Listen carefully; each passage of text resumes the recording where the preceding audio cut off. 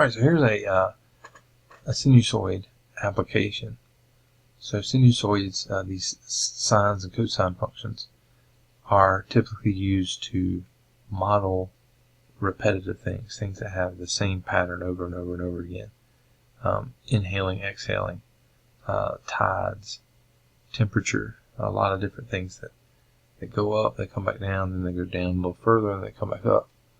And that's what's happening here with our velocity airflow. Air coming in, air going out. Alright, so this is taking place every 5 seconds. So 5 seconds passes by, that's a period.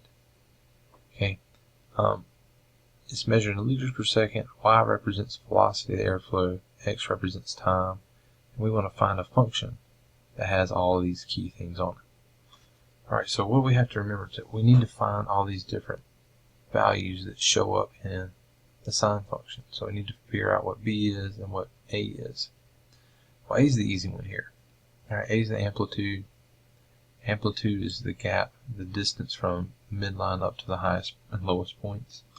So A is just 0.6 in this problem. Alright, now B, remember B controlled the period.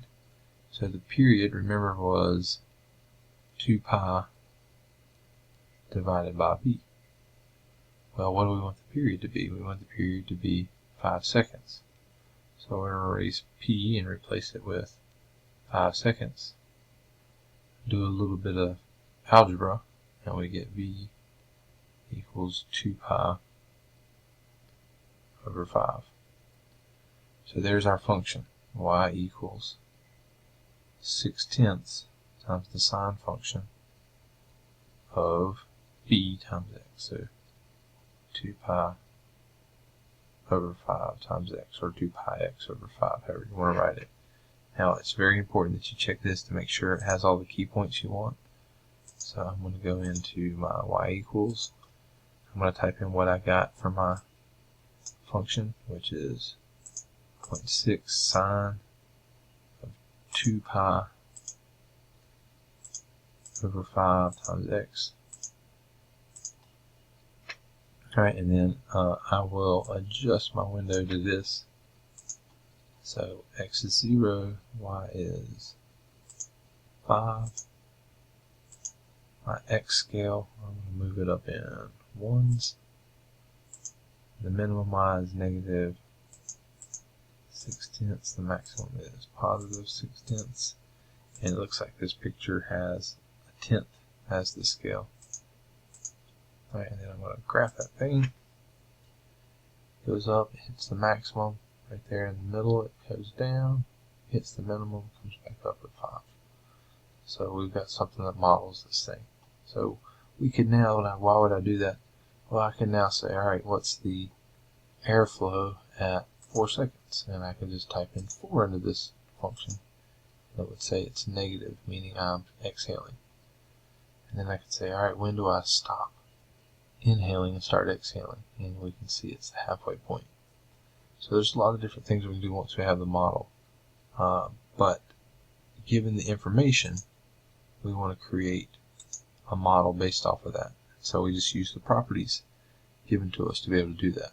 Alright, now here's another one with tides. Another thing that follows a sinusoidal pattern. The tide goes out, tide comes in, tide goes out, tide goes in. And we just see that repetitive wave coming with the depths of the waters.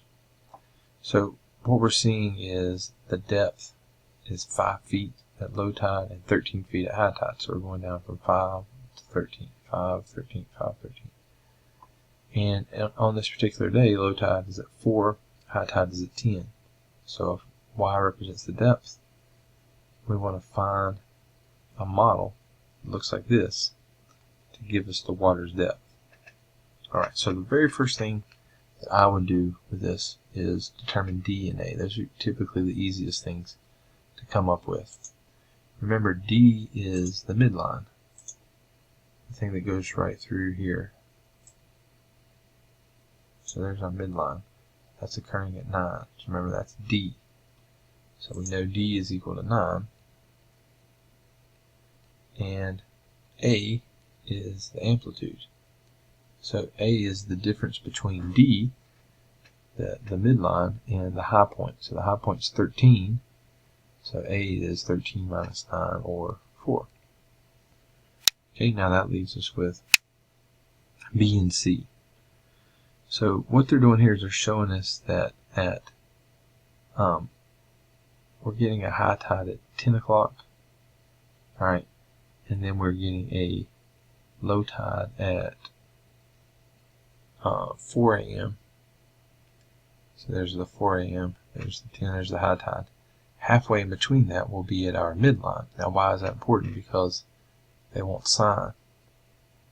So since they want sine, we need a midline to be where we start everything. Because remember, sine, the graph of sine starts at the x-axis and goes up and then down. So it starts on its midline.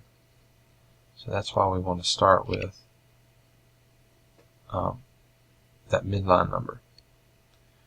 So halfway, right there in between 4 and 10, the number right there in the middle of that is 7.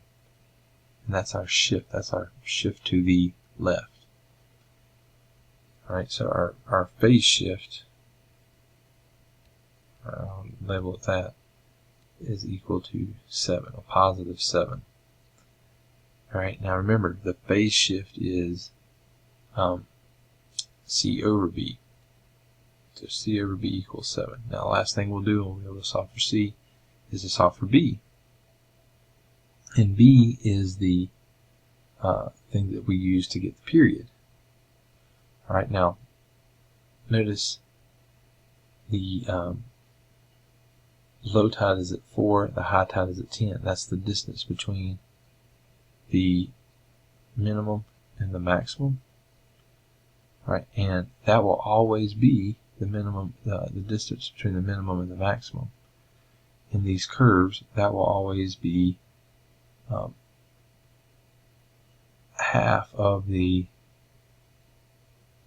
total period, because remember, we start at our one point and we add a quarter, add a quarter, add a quarter, and add a quarter to get back to our period. So the maximum point to the minimum point, that has 1, 2 quarters between it. So that's a quarter of the period. So a quarter of the, a half of the period is from 4 to 10, which is 6 hours. So that means the whole period is 12 hours. Alright, and we can get it. We can also see from that 7 to the 19. That's 12 hours. We can also see it from there. But the period equals 12 hours. Alright, and the period equals 2 pi over b. So 2 pi over b equals 12, so again a little bit of algebra here. And I can say that b equals, flip these around, put the b up and the 12 down, and we'll reduce the 2 and 12, we'll get a pi over 6. So b is pi over 6.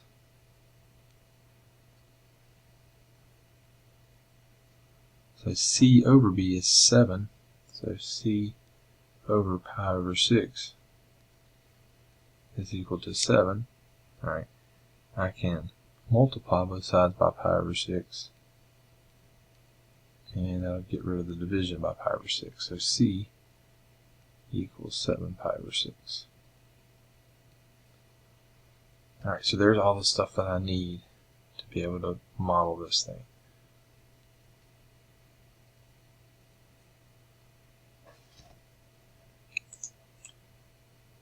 Alright, so let's graph it and make sure that we have all those key points that we talked about. Alright, let's change our window. X is going from 0 to 28. Alright, our X scale is in 4 hour, 6 hour increments.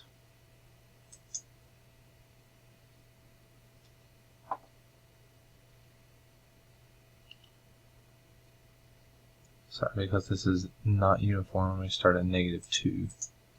That way, when I add 6, I'll get to the 4, and then when I add 6 more, I'll get to 10. So I'm starting at -2 with a scale of 6.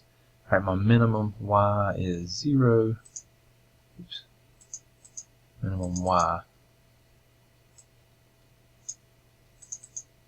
is 0. My maximum y is 13. And that's moving up in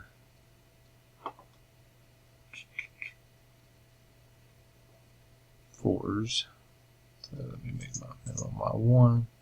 That way I can move up in fours and hit everything. Alright, and then we graph it. Alright, and then we'll trace these points and make sure they're all matching up. Alright, so this was 7 hours. I was at a depth of 9, so we hit trace. At 7 hours, I should be at a depth of 9, and I am. At 10 hours, I should be at 13. Alright, at 16 hours, I should be back to low tide. Alright, at 5. And then that is 19 hours. Alright, I'll be back at 9, my midline. Alright, so you take those formulas that we have for A and B and C and what all they represent, and you find those things in these problems, and you set A and B and C and D and C over B, all those different combinations, equal to what the information the problem tells you. And that'll give you what you need to have to solve for that. And now you've got a model that represents what you've just seen, the information that you have.